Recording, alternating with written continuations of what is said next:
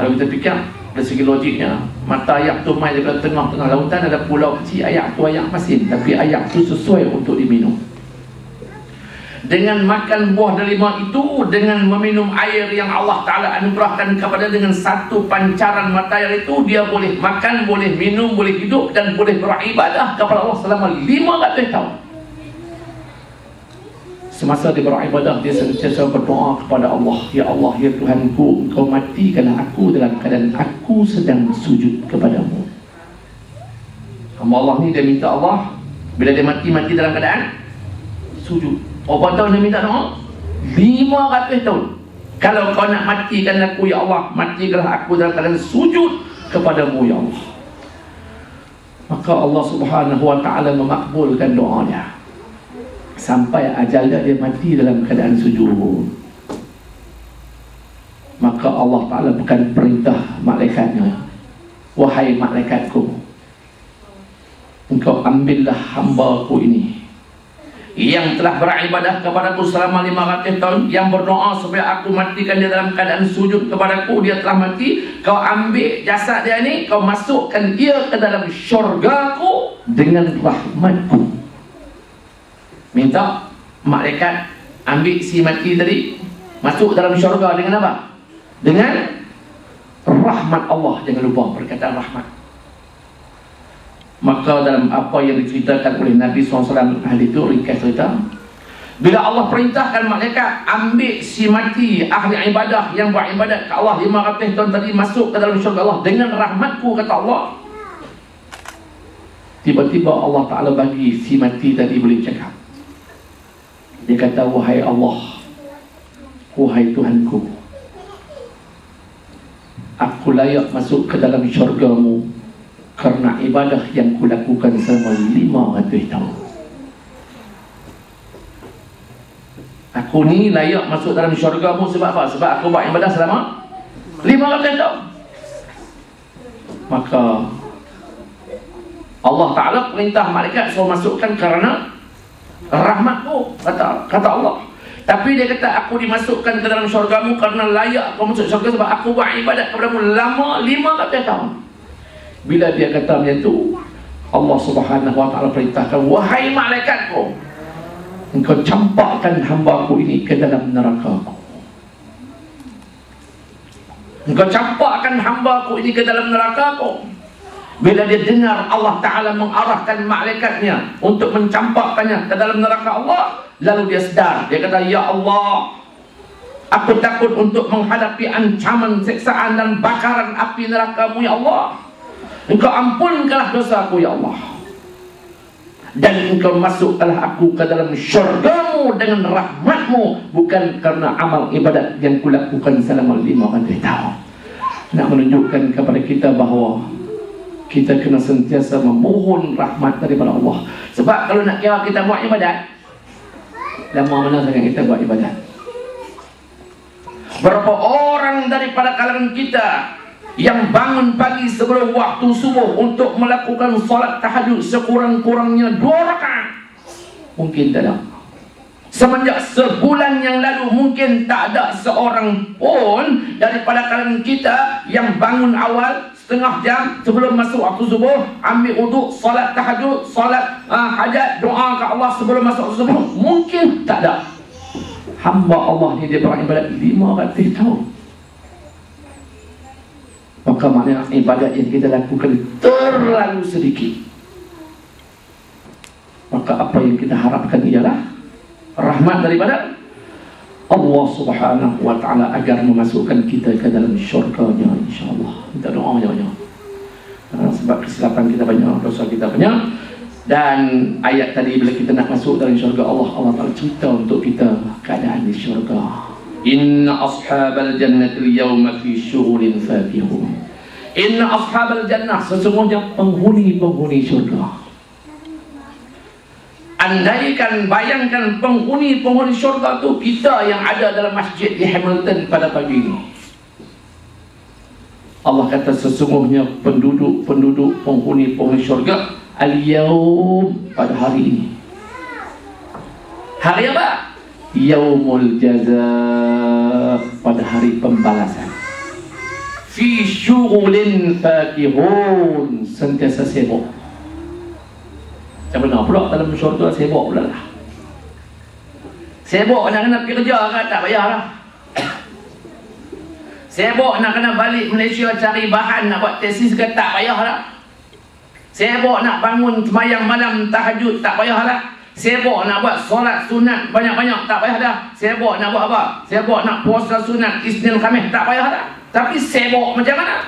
Allah Ta'ala sebut dalam Quran, penduduk penghuni syurga sibuk pada hal tersebut. Ay, inna ashabal jannati fi dhalikal yawm masyghulun bima hum fihi minal ladzat.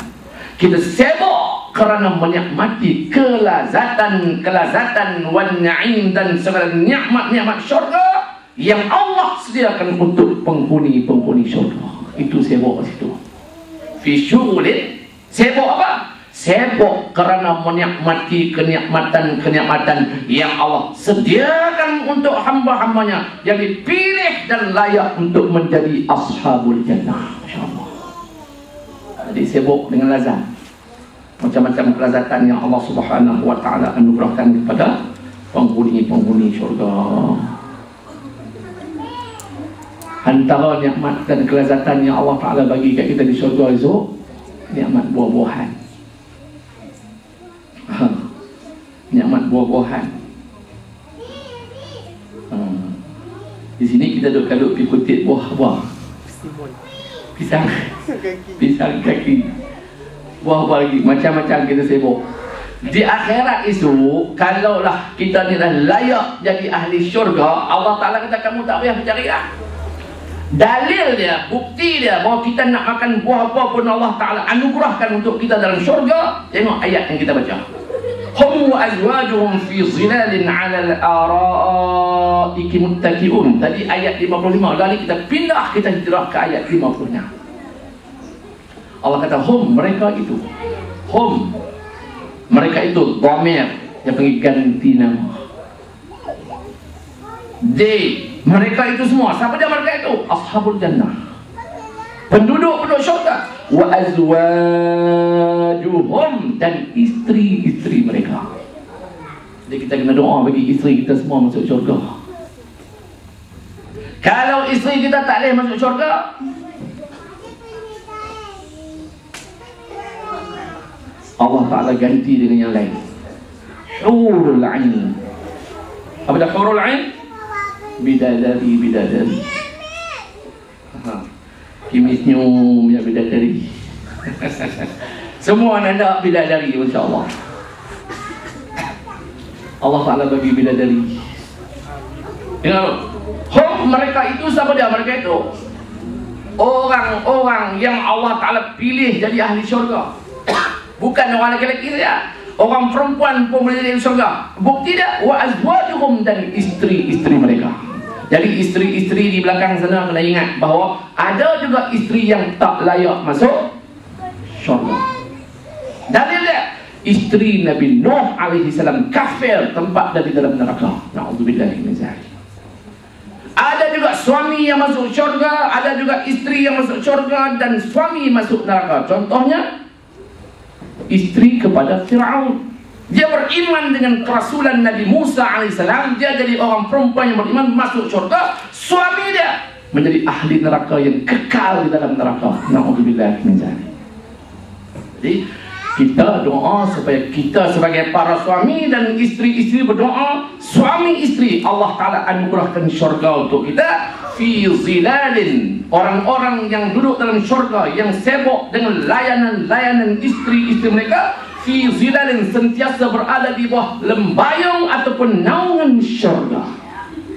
Alal ara'iki muttaqi'un, mereka itu bersandar-sandar, berehat-rehat, bersantai-santai di mana? Alal ara'ik, di atas singgah sana yang Allah Ta'ala sediakan untuk mereka. InsyaAllah Allah Ta'ala sediakan katil-katil, singgah sana yang cantik-cantik, dan kita berehat di atas katil-katil kita, dilayan dengan bidadari dan istri-istri kita yang jadi ahli syurga. Dan pada masa itu kita nak makan apa pun Allah Ta'ala sediakan. Dalil dia, Kita hijrah kepada ayat 57. Yang ada Quran yang surah Yasin tengok ayat 57 Allah Ta'ala kata lahum fiha fakihatun. Lahum fiha, bagi mereka itu, bagi siapa? Bagi ahli-ahli syurga, suami-suami dan istri-istri yang layak dalam syurga, yang bersantai-santai, berehat-rehat dengan tenangnya di atas katil-katil dan singgasana yang Allah sediakan untuk mereka dalam syurga itu, untuk mereka fakihatun, buah-buahan, insya-Allah. Jadi makanan dalam syurga itu buah-buahan, fakihatun, walahum ma yadda'un, dan bagi mereka apa-apa sahaja yang mereka nak. Buah-buah. Ay lahum fil jannati fakihatun katsiratun. Bagi mereka penghuni syurga, dalam syurga itu, dalam keadaan mereka berehat-rehat di atas katil, berasa teringin nak makan, tak payah pergi carilah, tak payah pergi kutiplah, tak payah duduk kupaslah.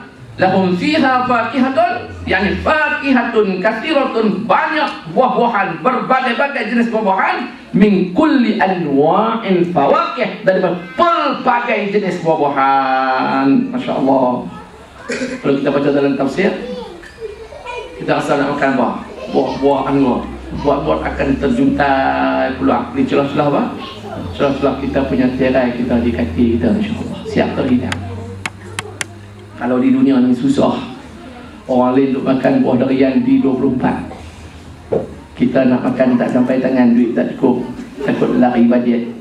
Di sana kita teringin nak makan. Terbayang di dunia dulu orang duit banyak, orang kaya-kaya berasa nak makan durian di 24 di PBB, taklah harga banyak mana pun. Kalau di Penang balik pulau tu sejenis buah durian dia panggil anghe. Makna makna kita orang lama ni anghe. Apa dia anghe? Udang merah.